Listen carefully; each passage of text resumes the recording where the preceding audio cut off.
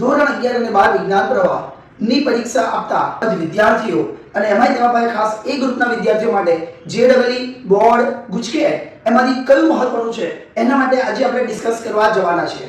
તો બાળકો અને તેમના પેરેન્ટ્સો બંને માટે ખાસ હું અગત્યની વાત કરવા જઈ રહ્યો છું કે એક્ચ્યુઅલી બોર્ડ અને એ પછી જેડબલઈ ની એક્ઝામ। તો બાળકો પહેલા અહીંયાથી શરૂ કરું કે જેડબલઈ ની જે તમે મેઇન એક્ઝામ આપો છો અને એના મેરિટ પરથી કઈ કોલેજમાં કેવી રીતે અને કેટલા પર્સન્ટેજ સીટો છે।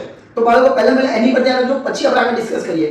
તો જેડબલઈ બેઝ ઉપર મેજોરિટી જે તમને એડમિશન મળે છે એની કોલેજનું લિસ્ટ કંઈક આવા પ્રકારનું છે કે ડીએઆઈઆઈસીટી ની અંદર જો તમે વાત કરવા જાઓ તો માત્ર ને માત્ર 52% સીટો એ જેડબલઈ થી ભરાય છે। ઇવન નિર્માણની અંદર પણ આ પ્રકારનું સ્ટ્રક્ચર છે। જ્યારે ડીડીઆઈટી ની અંદર તમે જોવા જાઓ તો લગભગ 35% તમારું જે વેટેજ છે એ આ જેડબલઈ થ્રુ હોય છે। એ સિવાય જો જોવા જાઓ તો મેજોરિટી આપણે ગુજરાતની ગવર્નમેન્ટ કોલેજની અંદર તમે જોવા જાઓ તો બાળકો માત્ર ને માત્ર 5% જ વેટેજ તમારી સીટો આના પર આધારિત છે।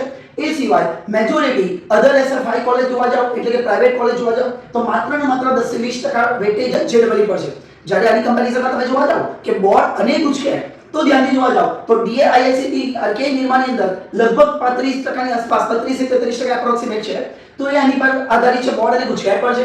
જ્યારે ડીડીઆઈટી માં જોવા જાઓ તો 50% સીટો એ ગુજકેટ થી ભરવામાં આવે છે।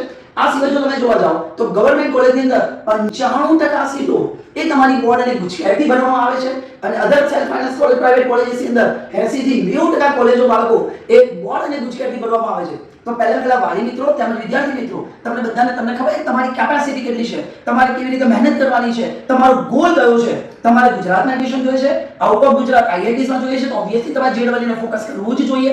પરંતુ જો તમારો ગોલ એ ગુજરાત સ્ટેટની અંદર જ સારી કોલેજની અંદર એડમિશન લેવાનું છે તો પહેલા મારી દ્રષ્ટિએ બોર્ડ અને ગુજકેટ પર વધારે ફોકસ કરવું જોઈએ, કારણ કે એની અંદર તમને એડમિશન મળવાના ચાન્સીસ સૌથી વધારે છે, કારણ કે એની અંદર ખાલી ગુજરાત સ્ટેટના છોકરાઓ આવવાના છે। વળી બાળકો તમને બધાને ખબર છે કે ગુજકેટની અંદર ઓનલી અને ઓનલી 12th નો સિલેબસ છે, જ્યારે જેડબલઈ ની અંદર 11 પ્લસ 12 નો સિલેબસ છે। તો વિદ્યાર્થી મિત્રો તેમજ વાલી મિત્રો તમારા વિદ્યાર્થીની કેપેસિટી કેટલી છે, તમારા બાળકની કેપેસિટી કેટલી છે, એ કેટલું કરી શકે છે, વિદ્યાર્થીને પોતાને ખબર છે કે કેટલા તૈયાર કર્યું છે।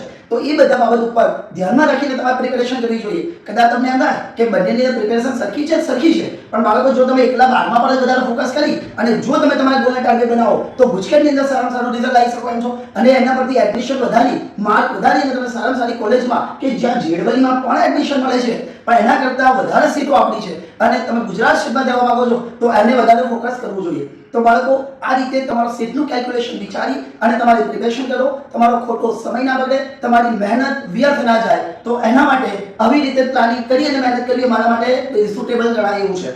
તો બાળકો આવા જ વિડીયો બરાબર છે એના માટે તમે આપણને ફોલો કરતા રહેજો અને આવી ગાઈડન્સ રેગ્યુલર હું તમને આપતો રહીશ। તો એના માટે આપણી ચેનલને લાઈક અને સબસ્ક્રાઇબ તો કરતા જ રહેજો। Okay, thank you.